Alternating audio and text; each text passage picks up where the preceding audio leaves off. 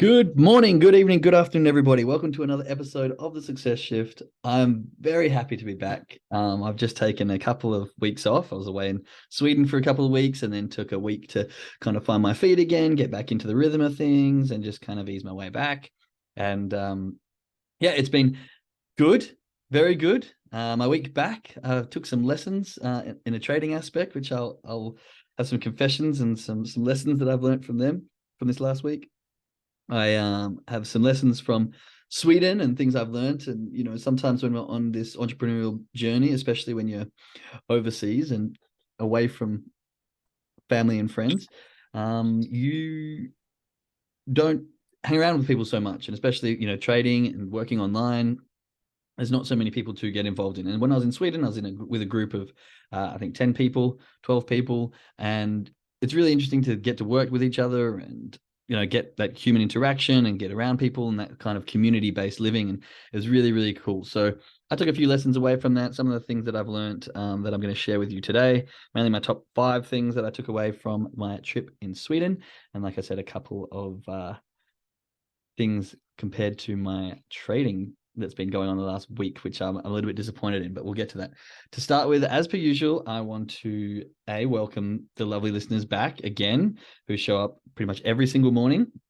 Happy faces, and I'm going to show my gratitude to each and every one of you. I'm very, very happy that you're continuing on with your journey, with your learning, with your mindset, with your growth, all the above. As per usual, chuck your gratitude into the chat. That's the best way to start. I'm so grateful to have the opportunity to have been able to travel, to go see the lovely nature of Sweden, to go camping again, and to basically just get out of the normal routine, which is always nice. And the friends that you make and the people that you hang out with are absolutely incredible. And to have my little man, he took his first flight and he was very well behaved. He was incredible out, loved being around the people. We were so nervous of all things that could have possibly happened, but he was an absolute gem. He was the light of the airport. Everyone loved him. He was climbing all over everyone. The stewardesses loved him. Everyone at the camp, which we were a bit nervous for, they loved him as well. So it was absolutely amazing to see his bubbly personality being so infectious so early. So I'm really grateful for that and the opportunity. Into the chats, we see, nice to see you again. Yes, you too, likewise. I'm grateful I just missed the bear in the hood on my walk this morning. The bear in the hood. There's a bear on your walk. That's always an exciting time. Let you know you're alive when you're facing bears in the woods. I'm grateful for changing seasons with fresh opportunities, scheduling shifts, and increased presence with my friends and family. I'm grateful for reconnection with old friends. Yeah, it's really nice. I was just talking about being a traveler and having friends overseas. It's kind of hard, as I was just saying, but it's nice when you get to make those new connections with the ones like I did in Sweden. New friends are always very much welcomed in my world. Grateful for technology for communication and support of loved ones. Lovely. All right, so let's get into this. Is episode 99, and so I'm very, very proud to have made it this far. When I first started this journey, it was an interview show, and I realized how much I love talking and basically sharing my knowledge and the information. And it was a great driver for me to keep up my intake of knowledge and to keep up my growth, and to have people who come, who listen, who are interested. And the show is continuously growing on all platforms: Google, Apple, and Spotify, as well as on the Kajabi website of ours. And to get to an episode where we are now, episode 99, it's really cool to just look back and see what a bit of consistency and a bit of discipline can do. That's been my whole goal for this year, is discipline and consistency. And I was doing really well. Unfortunately, when my mum came, then I had a couple of weeks break, and then I was really slow to get back into things. And this has been one of my biggest learning aspects about myself, is getting back on the horse. Sometimes you get into a good routine, you get the rhythm, you get the flow going, and then something happens, a break, life just is. But I think the really successful people, they have the ability to have whatever happens happen and then get straight back to their routine. Whereas for me, I'm really slow. Like, once I'm doing something, I'm really good, but the change and getting back into the rhythm and that really quickly picking back up the tools and going back at it is one of the hardest things for me. And I didn't realize that this was a downfall of mine until this last few weeks. So chuck some ones in the chat if you've also struggled with that, maybe that you get into a good routine and you get the flow going, but then something happens and it just fades away. So I'm trying to look into ways that I can implement ideas and routines and change my environment so that when something happens, or when, say you get sick or you get lazy even for a week, there's nothing wrong with that. But just having the ability to go, okay, let's dismiss on that and move forward and continue on. And I think this can really relate to trading as well. Often we'll have a hot run, we'll get a lot of good trades, and we'll be like, yeah, this is really good. And then we have a loss. And then we get all emotional about this loss and we get attached to that loss. And then we keep fighting like, oh no, this loss, I got to get it back. And the emotions come in and you overtrade, or you start to do stupid things like over leverage. And when you start to get attached to that mistake, let's call, or that loss, which isn't a mistake in trading, it's just part of it. Then you start to do the damage. And this is the two darts thing that I've spoke about in the past.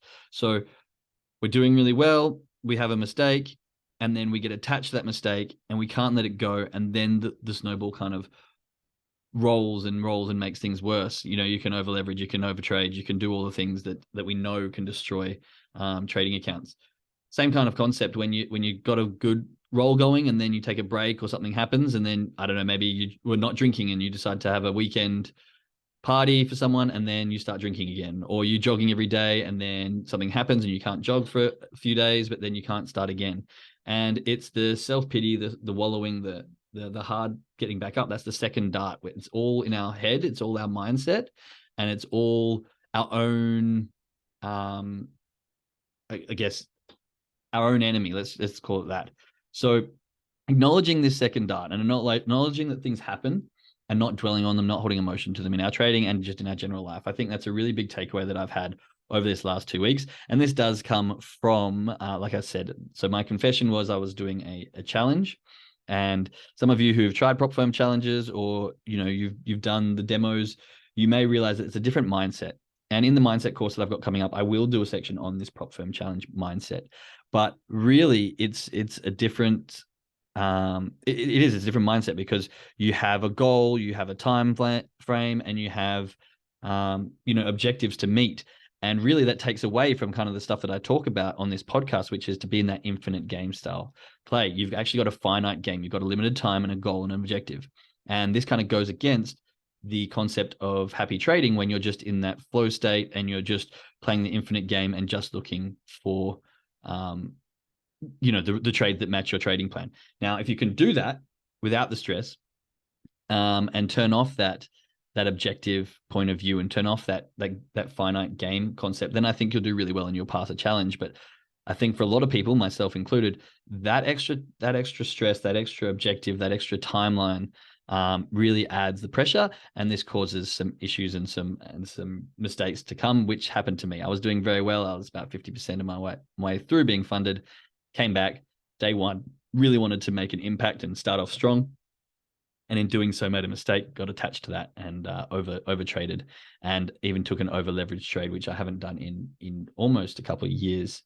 So I was very disappointed in some of the old behaviors that came back. But with those old behaviors, those old traits, you learn more about yourself. And I had a choice to either wallow in my self-pity and get really down, or to get back on the horse and just continue on. And so because of my lesson, I've decided to get back on the horse and continue on, which is what we have to do while we're learning and while we're growing. But I kind of diverge there into a bit of a sidetrack. But my point here is that if we can not hold on to the emotions in our trades and in our objectives and in our consistency with the things we're trying to be successful at, and learn how to not let the second, third, fourth dart take us down, hopefully we can have our faster growth and faster success. It's a very long-winded point, but I hope that makes sense to people. Okay, so on to some of these lessons that I learned while I was away. That one was included. Lesson number 1, I learned a lot about being present. And there's a really lovely quote from, I think, Lao Tzu. And it says, if you are depressed, you are living in the past. If you are anxious, you are living in the future. But if you're at peace, you're living in the present. And I really, really, really love this quote. Basically, what it says to me is that living in the moment is where everything's meant to be. And I think if we really have, I'll give an exercise in a minute of how this relates, but if we really take into thought, like when we're truly happy, when we like the emotions, for example, that are really strong, like love, happiness, and the feeling of success, to me, are all present moment feelings. You are happy in the moment. You are happy. You are in love in the moment. Now, these can string out, but there's moments where you feel like, yes, you look at everything that you're doing in the current moment, you're like, I'm feeling really successful. Now, these will change. Like sometimes you go from happy to sad, like a yo-yo. Sometimes you feel very successful and that everything's working for you. And then sometimes you feel like a failure and you can't do anything. These are feelings that come and go with the mind that you have in that present moment. But most of the time, when you're not feeling successful or when you're not feeling happy, is when you're relating something to either the past or the present, the past or the future. So there is a caveat to this, and I want to talk about like visualization and reliving good memories, but I'll speak about that in a bit. But really, being 100% present, and when I was up in Sweden with my little man just running around in the grass, being on the tools, there was no other concern of what the future held. There was no disappointment of what the past was. It was just being present there in the moment, having a good time, and being really with everyone, my wife and son included. And so I really found an enlightenment and a reminder about how important the present moment is. And this is so relatable to trading and really relatable to what my previous topic was about the added pressure / timeline of a prop firm challenge. Because when we're trading, if we can disregard all the stuff that happened in the past and not hold on to a certain goal or objective based in the future, and all we do is look to find moments in time when our trading plan matches the current environment on the charts and trade only those situations, you will be successful. That is just the end of it. That is just the end of it. Trading is so simple. It is make a trading plan, which is effective over time, follow that trading plan with 100% certainty and no discrepancies, and continue that over an extended period of time. That is all there is to it. The problem is, as humans, we struggle really hard to follow the trading rules to a T. We really struggle. We manipulate it a little bit. We have our emotions influence our decisions, and we cannot follow our trading plan 100%. And if you do follow your trading plan 100%, and you have traded that trading plan without any change for over 6 months, maybe then it's time to look at changing your trading plan. But if you're not doing that, then the way to become successful is just start doing that. It's that simple. Okay. But the reason that we let our emotions affect our ability to follow our trading plan is because in the past this happened, so therefore it might happen again. Or I need to get this amount for the future place so that I'm happy in the future. So I'm going to do X, Y, Z. Or I made a mistake and I'm still dwelling on that. And so therefore I need to make up that mistake, revenge trading, in order to be happy in this moment. And so whenever the mistakes come in trading, it's usually because you're relating your feeling to either a past experience or a future experience that hasn't happened yet. And so if we can be so present where we just go, this is my trading plan, this candle closed, what does my trading plan say to do? Oh, nothing, because it doesn't match. Then I'm going to do nothing. Oh, this candle closed, what does my trading plan say to do? Oh, it's a perfect match. Perfect. I'm going to enter a trade without any feeling of guilt, worry, fear, because that's what my trading plan says. I've accepted the risk 100%. My trading plan says enter. Job done.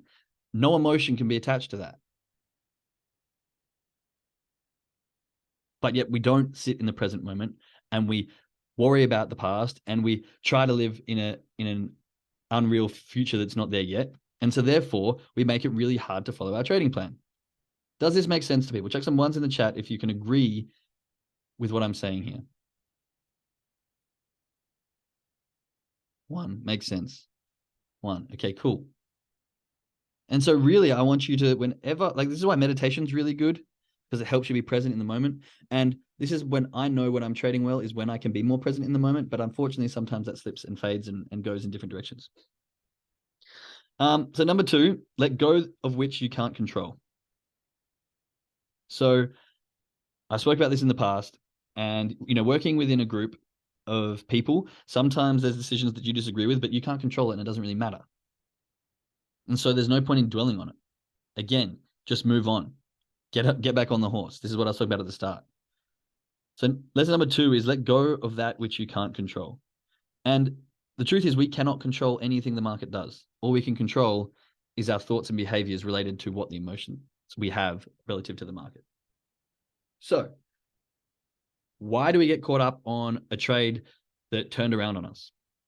Or why do we get caught up on, we're about to enter, the setup's going, and then it collapsed on us and I didn't get to enter, and it happened 4 times, so therefore I'm mad at the market? No, we cannot control anything the market does. The market just does whatever the fuck it wants. That's why it's the markets. What we can control is how we respond to it and how we respond to our own emotions.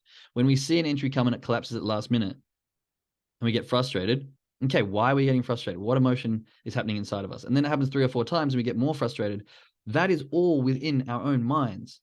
That we can control, and we can figure out how to control it, and this can make us a better trader. So number 2, let go of that which you can't control. Number 3, you can't tell someone what to do.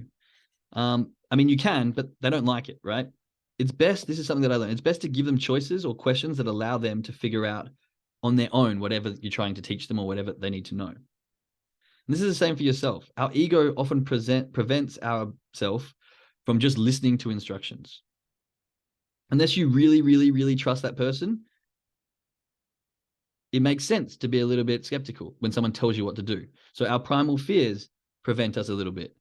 Our natural behaviors, if someone just tells us to jump, we question it unless we really, really trust that person. And this works on 2 levels. So when we've got a bunch of rules which tell us exactly what to do, you either need to know exactly why you're doing them so that you can be comfortable following them. And number 2, you have to really, really trust the person who wrote those trading plan and those rules. Now, this should be you. You should be the one writing your trading plan, and you should really, really, really trust yourself. And if you don't, and you don't trust your own ability on the charts, then that's going to be a reason why you're not following the trading plan, because you're like, I wrote this. I don't really know what I'm doing, so maybe that's not the right thing to follow.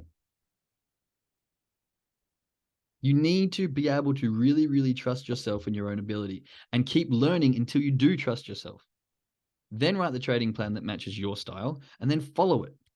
And know why you've got the trading plan there and why it's telling you to do what it's telling you to do.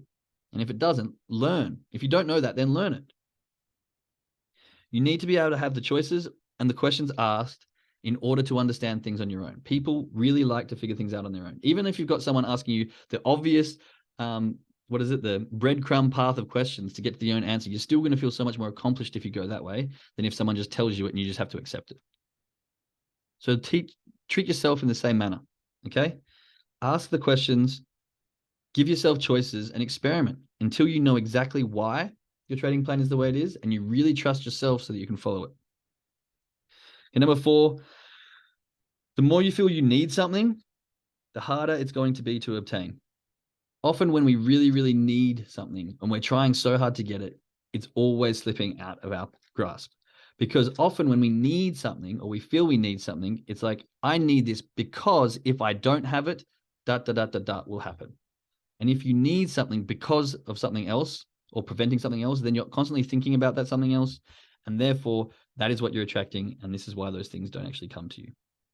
And so it's a really hard concept to understand. And I think it's Lao Tzu as well, who has the backwards law. I'm going to have to check that one and we can talk about that later. But this concept of needing something so hard that the fact that you're trying so hard to get it is the very thing that's stopping you from obtaining it. And this is so often what I see amongst traders, and it's so often what I've seen in myself. I need this so bad so that I can pay my bills. Because of that desire, or not desire, because of that need, I'm making mistakes. I put a timeline on myself and I'm doing silly errors that I know that are wrong.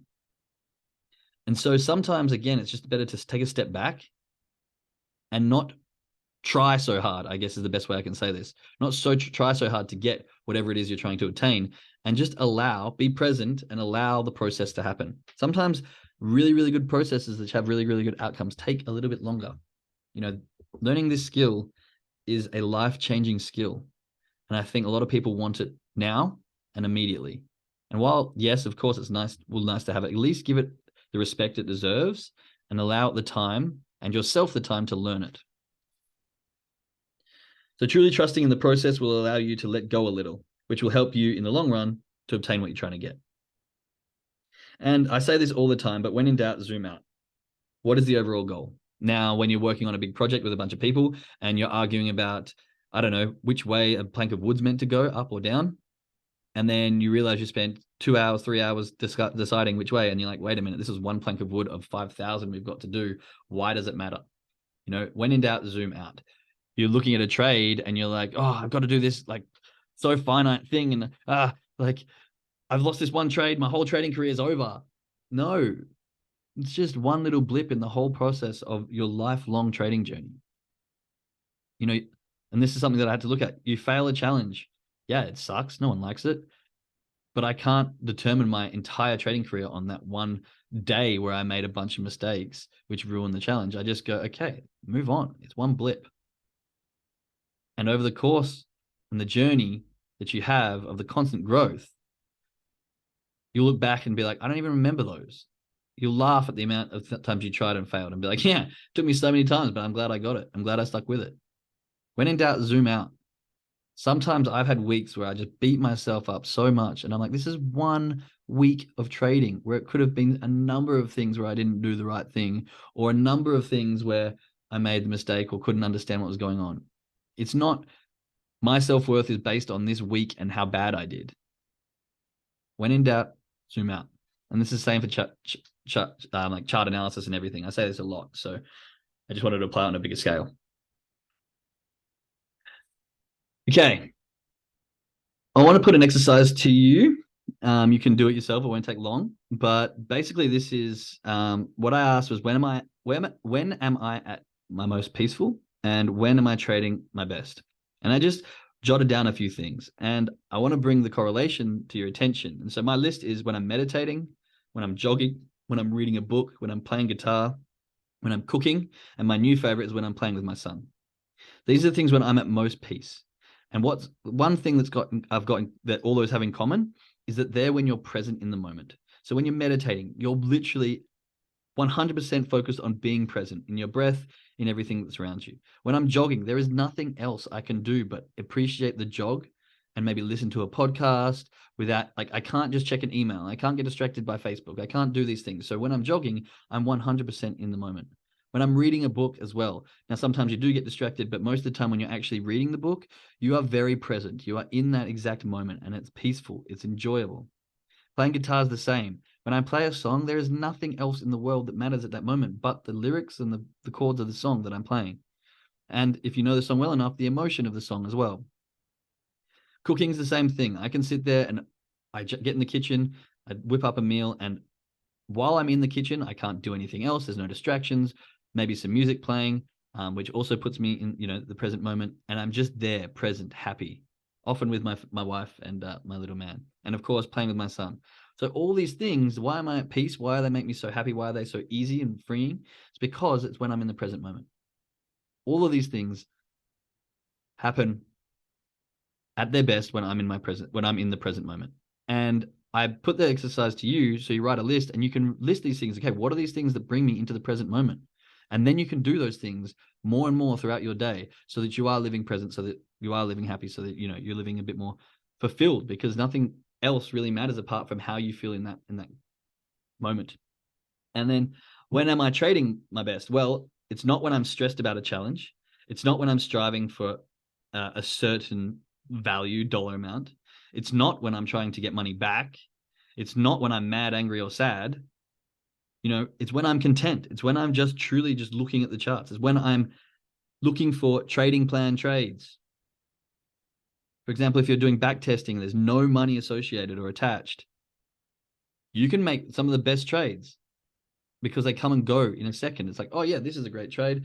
It's just my demo account. I'm not really trying to build my demo account. I'm not really trying to earn some money here, but this is a great account. Enter. Oh, yep. I think I'll trade like this. I'm not really stressed about it. Exit. Oh, that was a good trade. Chuck some ones in the chat if you've ever had that, because I know I have, and it feels bloody great. So basically, when I'm just present in the singular moment and nothing else is happening, that is when I'm trading the best, and that is when I'm at my most peaceful. Okay, so I hope these have been a little bit helpful for you. I did want to talk about the present moment in terms of visualizing and like reliving a memory, but maybe I'll touch on that next episode. However, next episode is episode 100. We have a wonderful, wonderful interview style coming back for that episode. So I can't wait for you guys to hear that. We'll be back here on Thursday with episode 101. Moving on, and very proud of the things that I've learned so far, and very proud of all of you for joining me. But we're running over time, so to our traders, jump on that trading call. Make sure you go through your list. Make sure that you read your trading plan, understand your why, know that you're in the right frame of mind, and that you can be present in the moment to make the best trades possible. To everyone listening on the podcast, much love, and I shall speak to you in the next episode. Bye.